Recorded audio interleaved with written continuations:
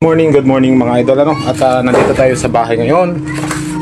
So ingat tayong lahat dahil medyo maulan kanina, malakas ang hangin. Pero sa ngayon ay ito mga sinampay namin nandito na sa sa loob ng tindahan dahil tawag dito na ulan at dapat matuyo na siya yung mga beach, mga ano.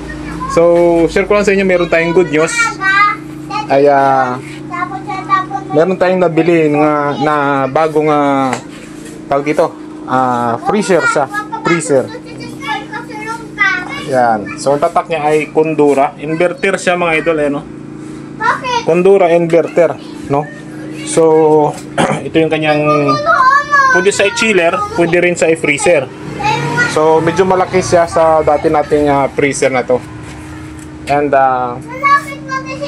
share ko lang sa inyo to inspire at motivate, no? Siyempre sa ating bagong kapanood sa ating video ay huwag kalimutan mag-like, share, and subscribe para at least marami tayong ma-motivate at ma-inspired.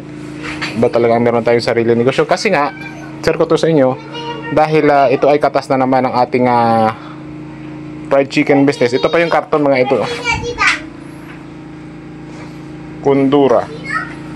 So ito ay additional freezer natin, no? Bukod sa chiller, ito ay freezer. Medyo malaki siya mga idol. Pakita ko sa inyo. Ano siya? Bagong latest siya, no? Ito. Sensya na kayo dahil brown out dito sa amin ngayon. So maiksi lang itong video natin. Gagawin lang natin 3 minutes. So wala pa siya ganong laman, pero natry na natin siya kagabi. At okay naman siya. So andyan yung ating chicken. Yan. So meron pa sa baba yung isang tupperware na malaki. Kailangan kasi fresh yung chicken bago natin iprito. Tapos kagandahan nito, meron siyang salamin, no? Yan.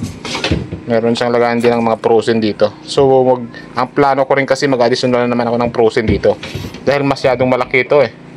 So stockan din to ng mga manok natin. Yan.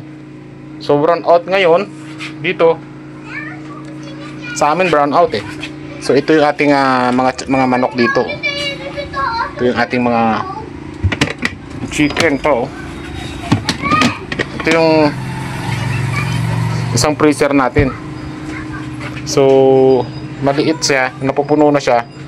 Kaya dadagdagan natin ito ng ganitong freezer, no? So bago siya, kahapon lang siya dumating. So napakaganda, maganda siya. Kondura inverter. So kanina ay kagabi tinaray namin to, napakalamig at nakita natin ang performance, maganda siya. So ang halaga nito mga idol, baka nagustuhan nyo, ang halaga nito ay 20,000 yata mahigit, no? Kasi bago siya at saka malaki. So maganda ang kanyang quality din.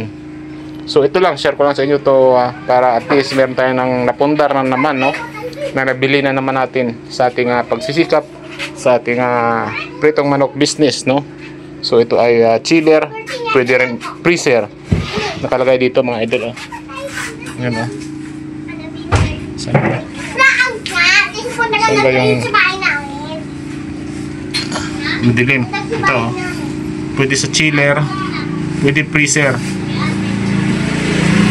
So yun lang ang ating update na sa ating